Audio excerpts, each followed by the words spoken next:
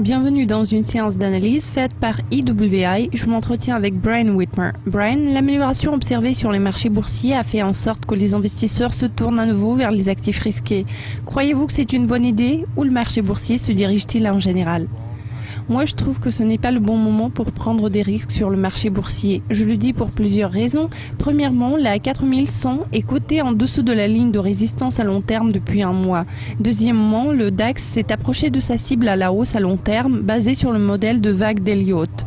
Pourtant, ce qui est le plus important, c'est ce qui se passe sur le moyen terme. À chaque rallye des actions qui dure quelques semaines, nous voyons les investisseurs changer immédiatement leur attitude pessimiste au profit de l'extrême optimisme. Par exemple, le site trade-futures.com montre que le sentiment des investisseurs par rapport au DAX vient de passer de 3% à la hausse dans le contexte des points bas d'octobre vers 92% à la hausse la semaine dernière. C'est l'un des renversements de sentiments les plus rapides que j'ai jamais vus dans cet indice. Ce genre de renversement sur le marché a toujours signalé que le marché était sur le point de culminer. Ici, il faut prendre en compte trois choses. Nous avons la résistance à long terme, nous avons les modèles de vague d'Elliott complets et nous avons des investisseurs majoritairement complaisants. C'est un présage baissier pour les actions à la fin de 2014. Les investisseurs sont réfractaires à tout changement au niveau de portefeuille en hiver. Que pourriez-vous recommander pour que les investissements restent dynamiques ?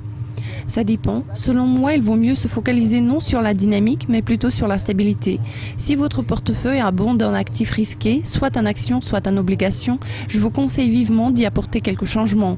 À mon avis, il faudrait bien rejeter quelques small caps qui ont culminé en février ou bien les titres de créances en taux bas qui ont plafonné en juin.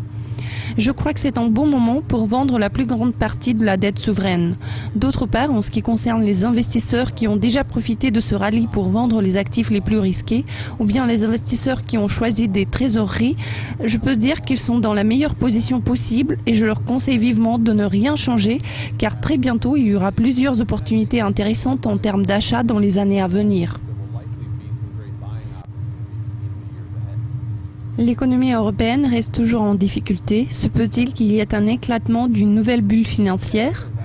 Oui, c'est très probable. Je dirais même qu'il s'agit de la quasi-certitude. Quant à l'économie, la bulle a déjà éclaté. 8 États européens ont déjà sombré dans la déflation. 4 pays montrent une croissance zéro. Aucun des 28 pays de l'UE n'a montré un taux d'inflation supérieur à la cible de 2%. La déflation gagne du terrain malgré tous les efforts des banques centrales.